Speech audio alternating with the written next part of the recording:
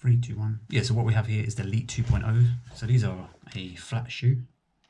They're not for clipless pedals or anything like that.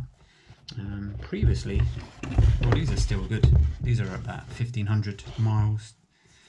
They have started to kind of wear. So these are the 3.0 DVXs. They're like a previous model. They've discontinued. And these have been really good for me anyway, doing cross country. A lot of hills, a lot of standing up and whatnot. So yeah, it's a bit of a comparison, I guess, to these two shoes, even though this one is higher up in the range when it comes to the Leatt stuff. One of the big differences, or one thing that I would prefer on these, is if the tongue was longer. This short tongue stops right where your kind of ankle bone is, and it can be a little bit uncomfortable if you get the edge kind of poking into the bone. Like I said, the sole on these ones, the newer ones, is, in my opinion, an upgrade. It's a lot softer, more supple, whereas this is almost like a plasticky feel. The rubber's really hard, and a lot of these marks, not so much this big hole here, but some of these ones actually happened within like 1 or 2 rides. So yeah, they kind of, I wouldn't say fell apart, but they got damaged very quickly. Whereas I've been using these ones now for a month. I don't know how many rides I've done. I normally do 2 to 3 rides a week. Probably doing somewhere between now 15 and 20 miles, cross country, standing up hills, whatnot, like varied amount of riding. There's probably a little mark there. I don't even know if that will show up on camera where the pedal pin is.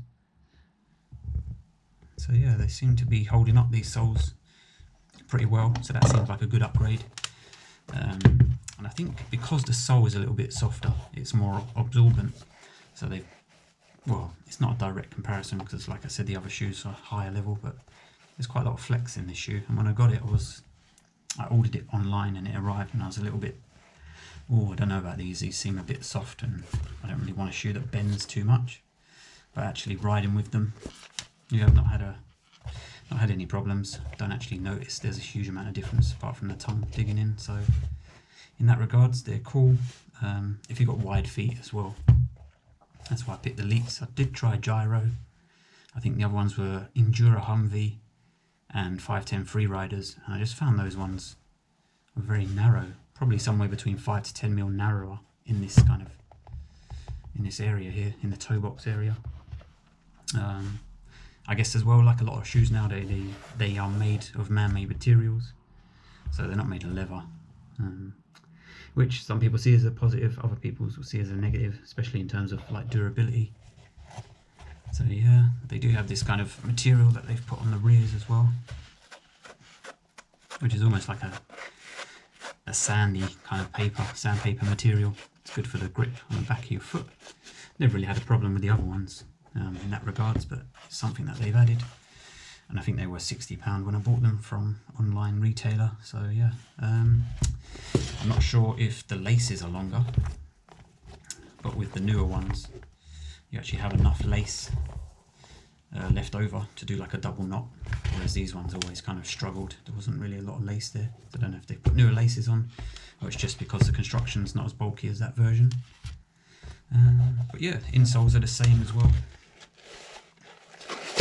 So these are the insoles that they run, and I don't actually have, but you can see because it's dark, but you probably see that shiny lettering if it was in there. I don't have any insoles because I actually put these insoles in my hiking boots because they are pretty comfortable for walking.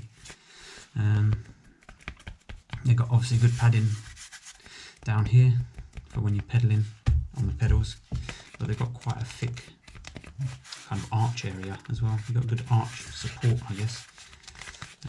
And yeah, they're pretty thick on the heel as well. So yeah, I use them for hiking shoes. So I do like the insoles for these. But yeah, that's it really. Leatt 2.0 flats for the £60 that they cost. If you've got wide feet, I think they're a pretty decent option. Didn't really take me long to wear them in. I think on the first ride I was a little bit uncomfortable, and then I thought, well, I should kind of try them a little bit more before I send them back. And then yeah, I ended up keeping them. So yeah, it might take a few rides for them to bed in, but generally pretty good.